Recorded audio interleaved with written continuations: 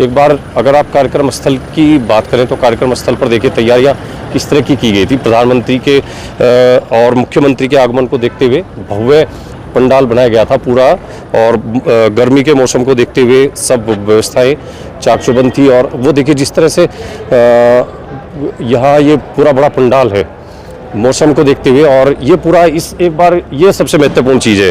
प्रशांत एक बार इसको दिखाओ, Delhi Dehradun economic corridor face 2 और 3, ये बागपत 2 गणेशपुर सेक्शन जिसकी लंबाई है 161.52 किलोमीटर, और ये टोटल प्रोजेक्ट कॉस्ट जो है इस पर लगभग 6,418 करोड़ रुपए अब तक खर्च हो चुके हैं। ये पूरा जो इसका मॉड्यूल है ये आप देखो एक बार, ये मेरठ है और वो बागपत है, यानी आप दिल्ली से अगर शुरुआत करेंगे तो ये सोनीपत बागपत यहाँ से ये दिल्ली के अक्षरधाम से शुरू होकर के इधर दिखाओ इसको, और उधर से दिखाओ जा करके भाई निशांत आप। और ये देखिए ये चलते हुए ये ग्रीनफील्ड एक्सप्रेस वे आपका शामली जिले को पार करते हुए शामली मुजफ्फरनगर हाईवे जो है उसको क्रॉस करते हुए इसकी एंट्री देवबंद वाला जो हाईवे उसको पार करते हुए ये पहुँच रहा है सहारनपुर। और ये आज यहाँ गणेशपुर जहाँ पर मैं खड़ा हूँ इस वक्त ये वो जगह है। तो ये इसका मॉडल है, इसको आप अगर अपने कैमरे में देखना चाहें पूरे रास्ते को तो ये ऐसा दिखाई देगा।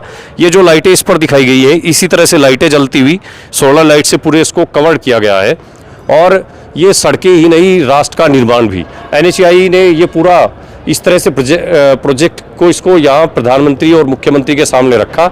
ये इसका जो है आज यहाँ डाट की देवी मंदिर पर उद्घाटन किया, और ये दिल्ली का अक्षरधाम है।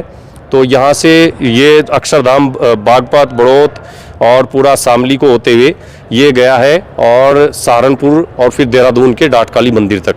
तो ये प्रधानमंत्री और मुख्यमंत्री के द्वारा आज इस जो नेशनल हाईवे का उद्घाटन हुआ, पूरे प्रोजेक्ट की जो लागत है वो लगभग 12,000 करोड़ रुपए है, लेकिन यहाँ जो दिखाया गया है इकोनॉमिक कॉरिडोर जो 6,418 करोड़ रुपए का है, और ये फेस 2 और 3 है, इसका 2 और 3 फेस है, इसकी लागत 6,418 करोड़ है। और ये प्रधानमंत्री और मुख्यमंत्री के लिए जो मंच था ये कितना ज़बरदस्त मंच बनाया गया था। पीछे के जो लॉन्ज हैं वो बनाए गए थे, VIP लॉन्ज है, यहाँ सब नेताओं के लिए और VIP के लिए सब व्यवस्थाएं रहती है। तो देखिए एक बार ये पूर्व सांसद हैं राघव लखनपाल शर्मा, उनसे बातचीत करने की कोशिश करते हैं। राघव लखनपाल शर्मा सहारनपुर के सांसद हैं, उनसे एक बार बातचीत करने की कोशिश करेंगे कि इसको कैसे देखते हैं। सांसद जी कैसे देख रहे हैं आज आपकी लोकसभा क्षेत्र में इतनी बड़ी सौगात मिली है? देखिए जी, लगातार जब से माननीय नरेंद्र मोदी जी देश के प्रधानमंत्री बने और योगी जी ने प्रदेश का नेतृत्व किया है, सहारनपुर को लगातार इतने बड़े बड़े प्रोजेक्ट्स मिले हैं।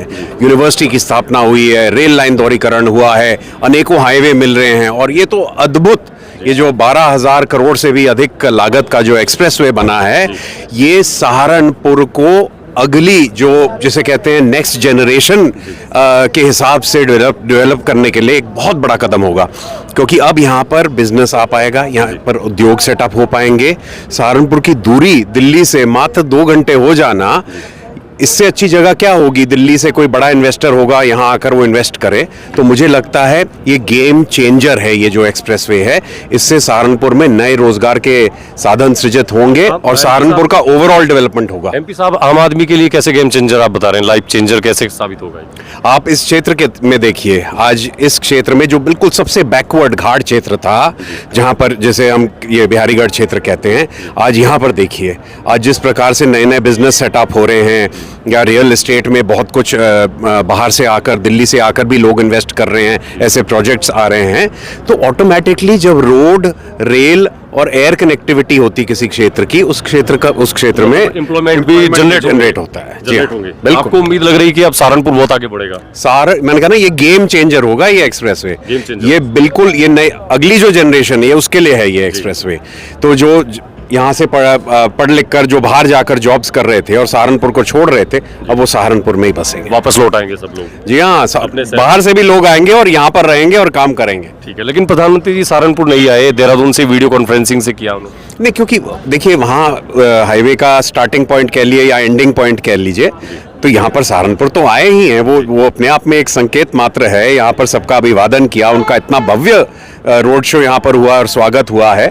और सहारनपुर में ही तो थे जहाँ वे उतरे और उन्होंने एक निरीक्षण किया, जो पहाड़ी क्षेत्र है डाट काली मंदिर तक, वो सारा सहारनपुर ही तो है। तो सहारनपुर में आए। बार मोदी सरकार का हिस्सा नहीं बन पाए, अगली बार की उम्मीद जग रही है?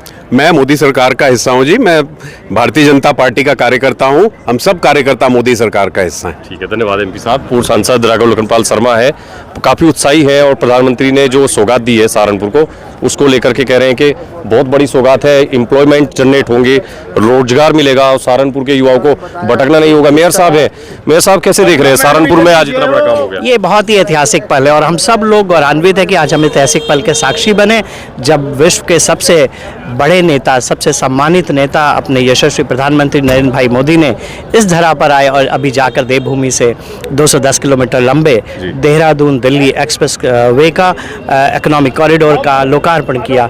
यह हम सब के लिए बहुत ही गौरव का क्षण है और आज सब पूरा देश बाबा साहब की जयंती मना रहा है। इस मंगल दिवस में इस तरह का संयोग यह अपने आप में हम सबको गौरवान्वित करने वाला है। गौरवान्वित तो करता है, लेकिन मेयर साहब कुछ लोग कह रहे हैं कि आम आदमी को क्या इस एक्सप्रेस वे हाईवे से क्या फायदा होगा, क्या मिलने वाला है? देखिए, कई बार आप ऐसा होता है, एक ऐसा विद्यार्थी जो कक्षा 5 का विद्यार्थी होता है, उससे आप कोई पीएचडी का सवाल पूछ लो तो शायद उत्तर इसी तरह के होते हैं।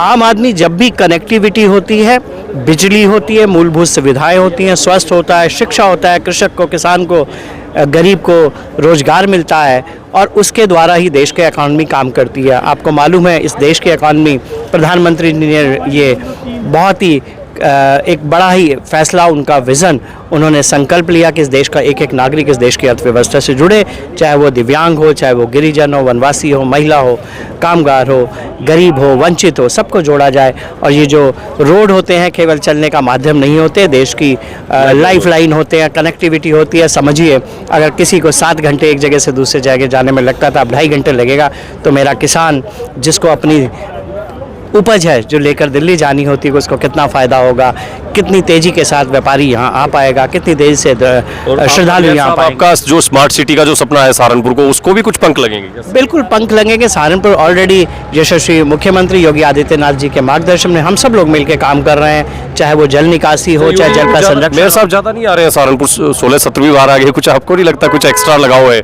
हम लोग को भगवान की कृपा स्वरूप हम स्वीकार करते हैं। जब देवता स्वरूप मुख्यमंत्री यहाँ पर बार बार आते हैं तो आप समझिए कि आप ऐसा कह सकते हैं मेरे घर में भगवान ना आए बार बार, मेरे घर में भगवान की कृपा सदैव बरसती रहे, हम इसे इस रूप में स्वीकार करते हैं। आप भी बहुत सौभाग्यशाली हैं, धन्यवाद आपको, बधाई बहुत बहुत। और सहारनपुर के मेयर डॉक्टर अजय सिंह, उनसे बातचीत की हमने और उन्होंने बताया कि सहारनपुर का कितना बड़ा सौभाग्य है कि मुख्यमंत्री और प्रधानमंत्री का लगातार सहारनपुर को आशीर्वाद मिल रहा है। और इस कवरेज को अभी हम यहीं देते हैं विश्राम, और प्रधानमंत्री के और मुख्यमंत्री के कार्यक्रम के बाद आप देखिए पूरी कवरेज AIA नेटवर्क के साथ। फिलहाल के लिए धन्यवाद।